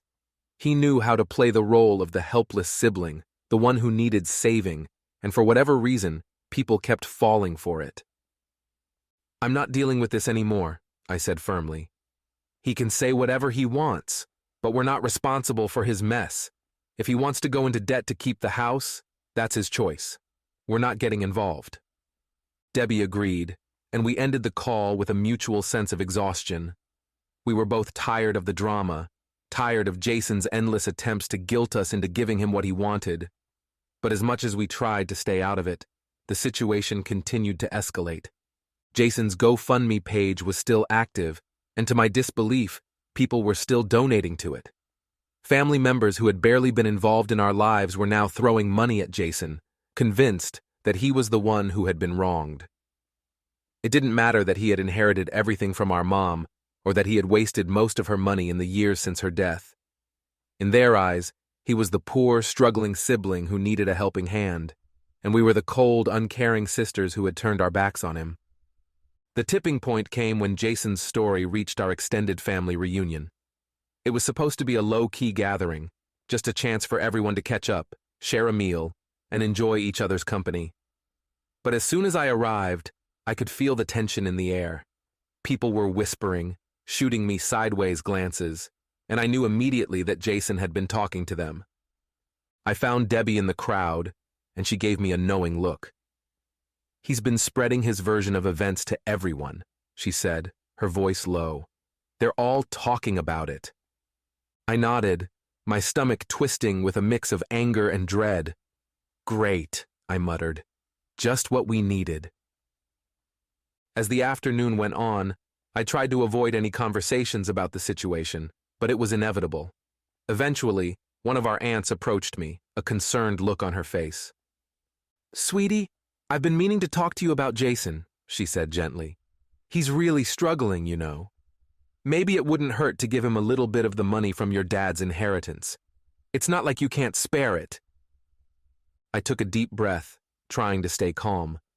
"Aunt Carol, I appreciate your concern, but this isn't about sparing the money. This is about fairness. Jason inherited everything from our mom, and now Dad left what he had to Debbie and me. That's the way it's supposed to be. We're not responsible for Jason's choices." She frowned, clearly not convinced. "But he's going to lose the house if he can't keep up with the taxes. Don't you think that's a bit harsh? It's your mother's house." I fought the urge to roll my eyes.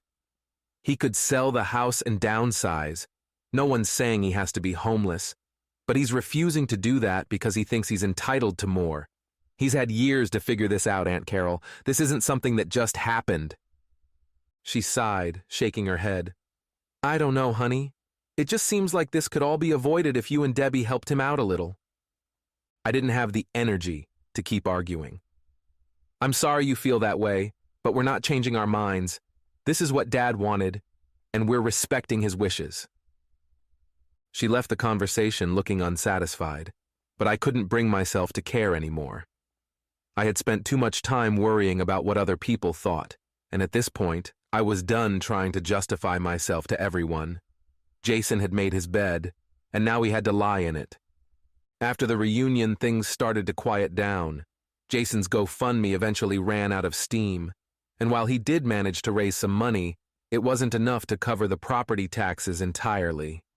I heard through the grapevine that he had managed to secure a loan to keep the house for a little longer, but I knew it was only a temporary solution.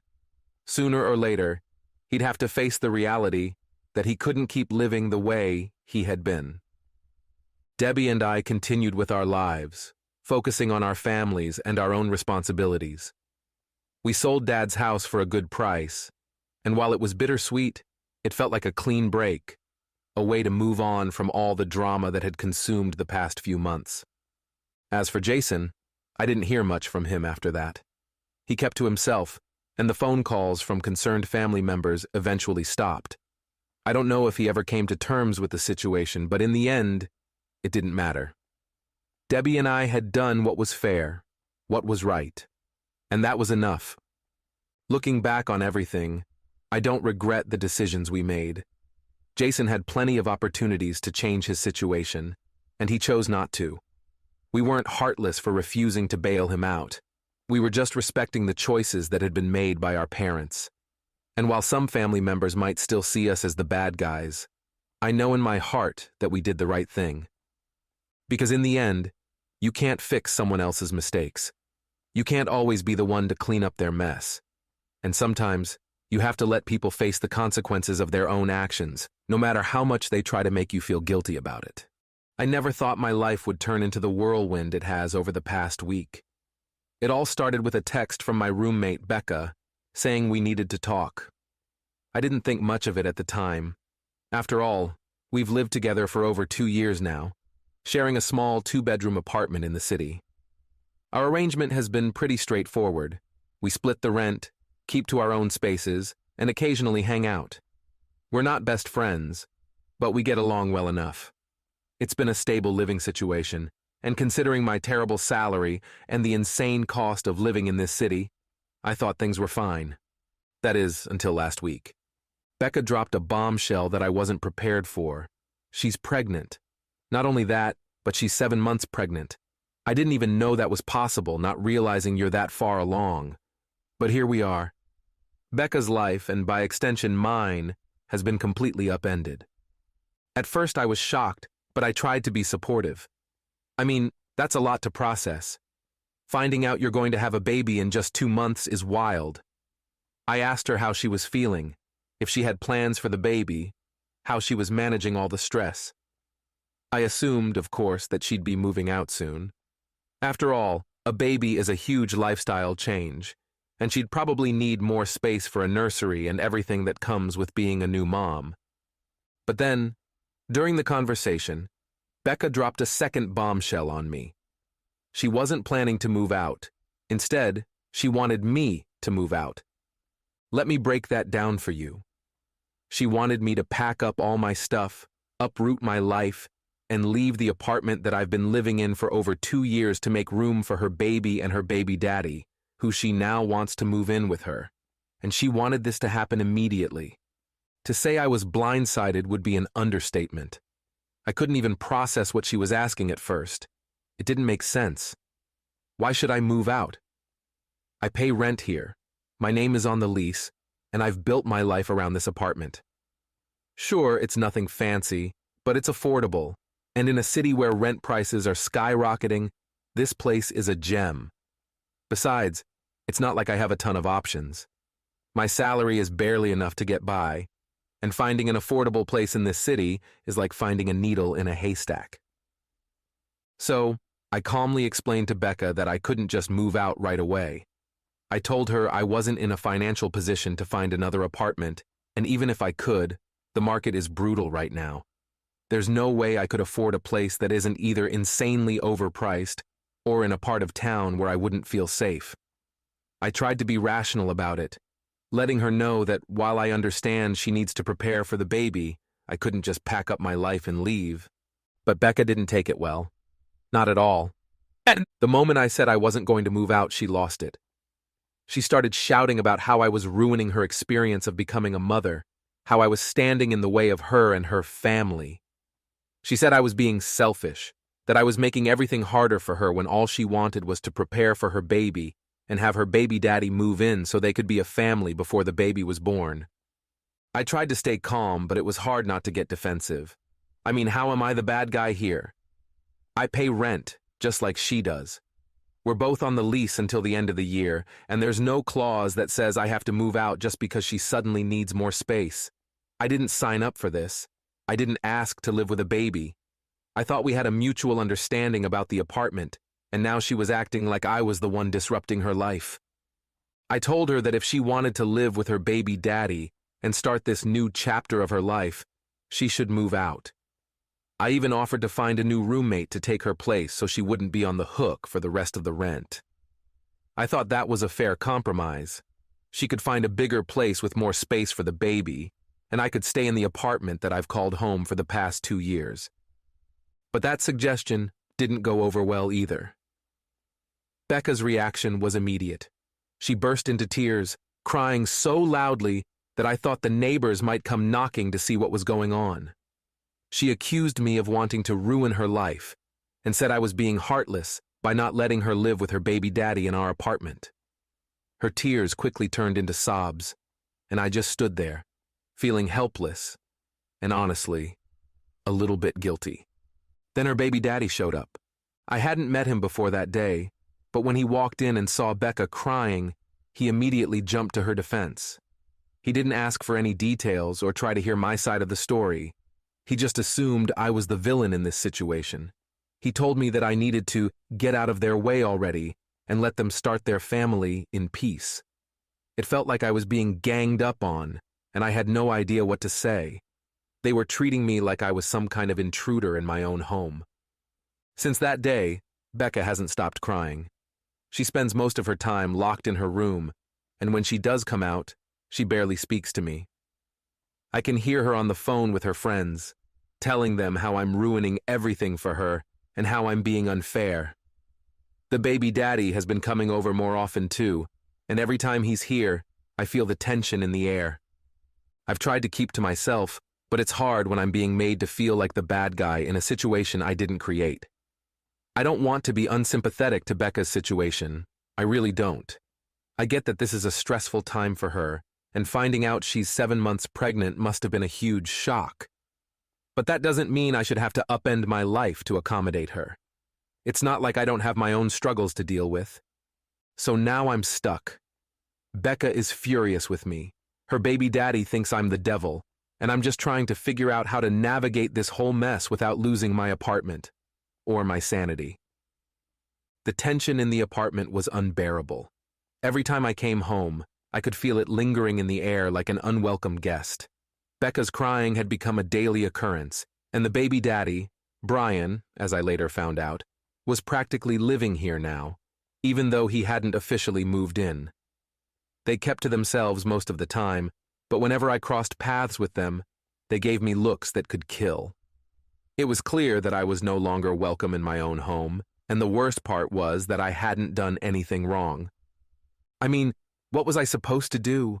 Roll over and let them push me out of the apartment I pay rent for? The one I've lived in for years? Becca's pregnancy was an unexpected twist, sure, but that didn't make me responsible for finding new living arrangements just because her life had changed overnight. Still, the guilt gnawed at me. Maybe I was being too rigid. Maybe I could find a way to compromise, but every time I tried to think of a solution, I came back to the same conclusion. I couldn't afford to move out. The rental market in the city was a nightmare.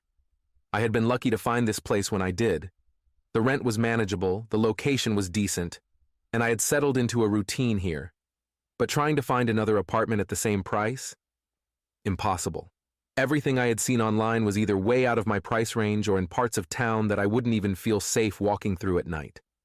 My salary barely covered my expenses as it was, and moving to a new place would mean taking on more debt, more stress, and more uncertainty. And Becca knew that. We'd had countless conversations over the years about how tight money was for both of us. She knew I was scraping by, and yet here she was, expecting me to pack up and leave without a second thought. It wasn't fair. Still, I couldn't help but feel like the villain in her story.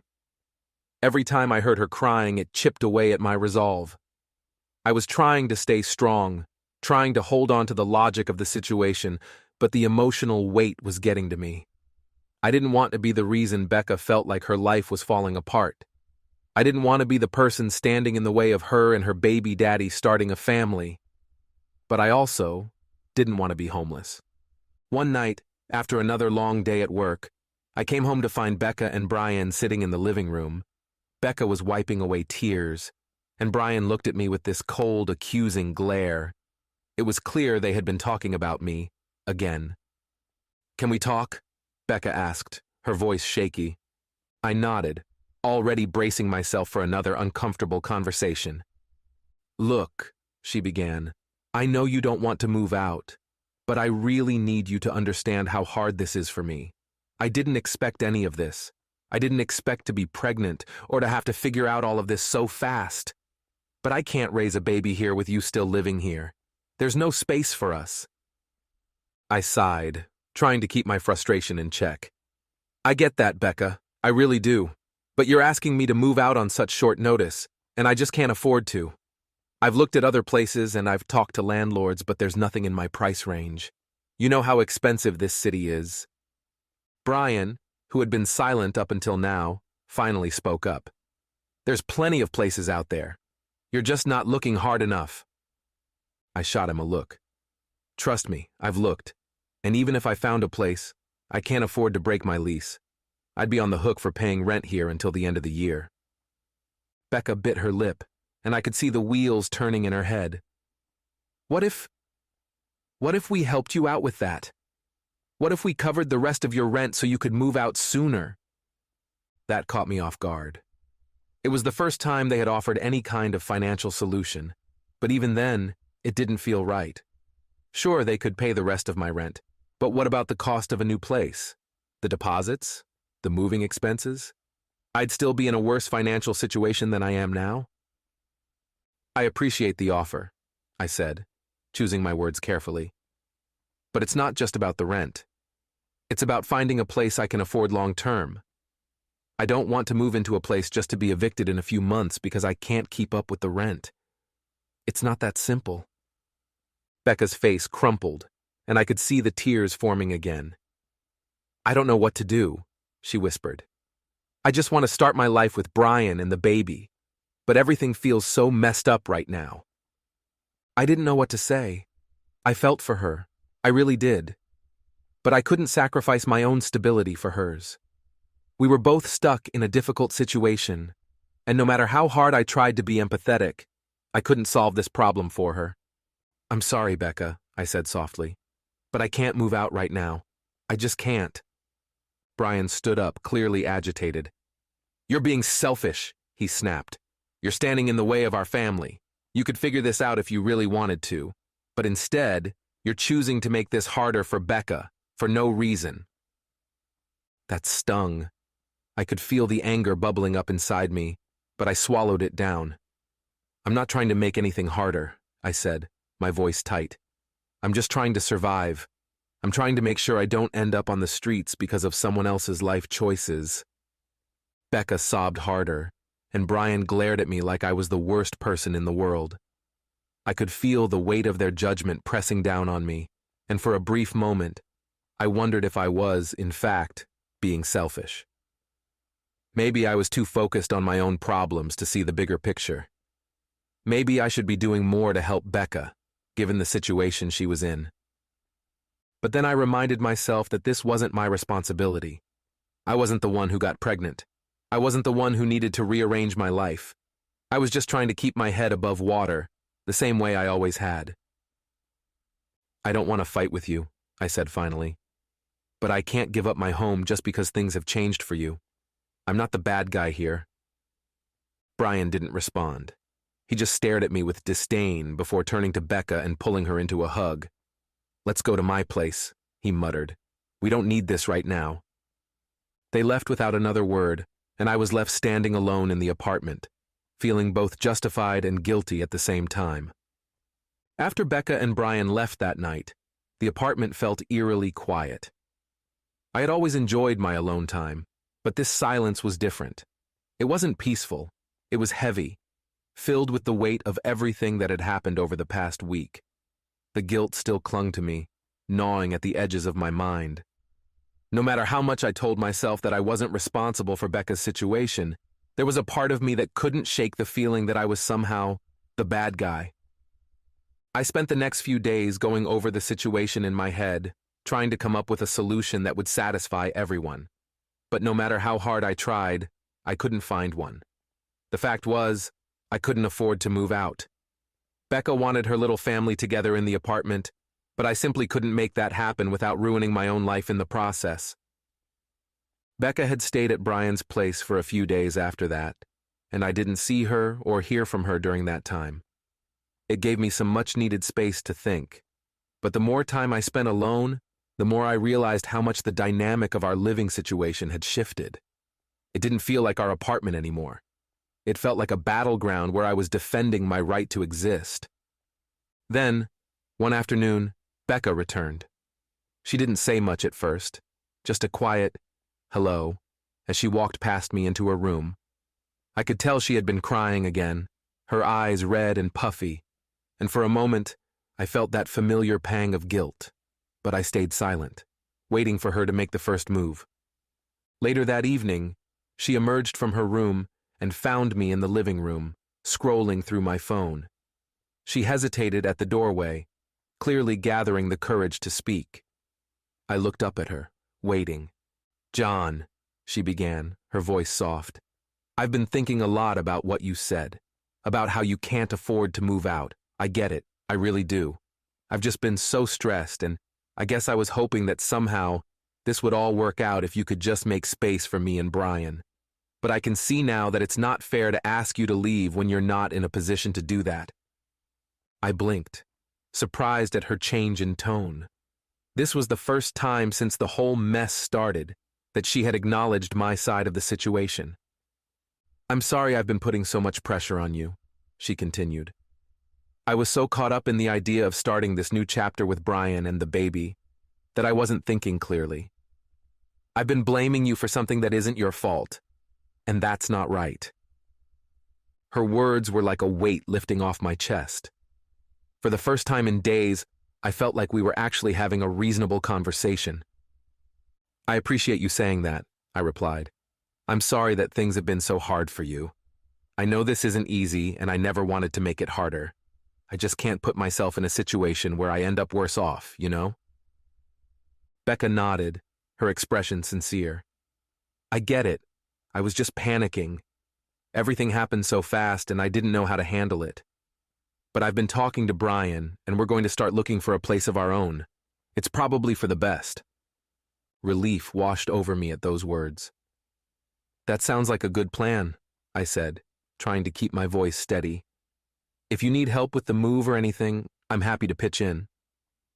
Becca gave me a small smile, the first genuine one I had seen in days. "Thanks, John. I know this hasn't been easy on either of us. I just want to make things right." After that, the atmosphere in the apartment improved. Becca and I weren't exactly back to normal, but the tension had lessened considerably. She spent most of her time at Brian's place, and when she was at the apartment, we kept things cordial. It wasn't perfect, but it was manageable. Over the next couple of weeks, Becca and Brian started looking for apartments, and I could tell that she was feeling more hopeful. She'd come home after spending the day apartment hunting and tell me about the places they'd seen, some good, some terrible. I could see the excitement in her eyes as she talked about the possibility of finally having a place to call home with Brian and the baby. I, too, began to feel more hopeful. It seemed like everything was finally falling into place. Becca was moving forward with her life, and I wouldn't have to worry about being forced out of my apartment. It wasn't the easiest situation, but it was the best possible outcome given the circumstances. A month later, Becca and Brian found a place. It wasn't far from our apartment, just a few blocks away. She was ecstatic, and I couldn't help but feel happy for her. Despite everything that had happened, I didn't want her to struggle. I wanted her to have a happy life with her baby and her new family. When moving day finally arrived, I helped Becca pack up her things and load them into the moving van. It was strange, seeing the apartment slowly empty of her belongings. For the first time in 2 years, the place felt like it was truly mine again. And as much as I was relieved to have the space back, there was also a bittersweet feeling in my chest. Becca and I had been through a lot together as roommates, and despite the tension of the past few weeks, I couldn't forget the good times we'd shared. As she was about to leave, Becca turned to me with a sad smile. "Thanks for everything, John. I'm sorry it got so complicated at the end. But I really do appreciate your patience." I gave her a small smile in return. "It's all good, Becca. I'm glad everything worked out for you. Good luck with the baby." She nodded, her eyes misting over with emotion. "You've been a great roommate. Take care, okay?" With that, she hugged me, something we hadn't done in a long time, and then she was gone. The door closed behind her, and I stood there in the empty apartment, taking a deep breath. It felt like a new beginning for both of us. I sat down on the couch, finally feeling at peace with how everything had turned out. It had been a wild ride, and there had been moments when I thought the situation would break me. But in the end, we had found a way to make it work. I was staying in my apartment, and Becca was starting her new life. It wasn't perfect, but it was enough.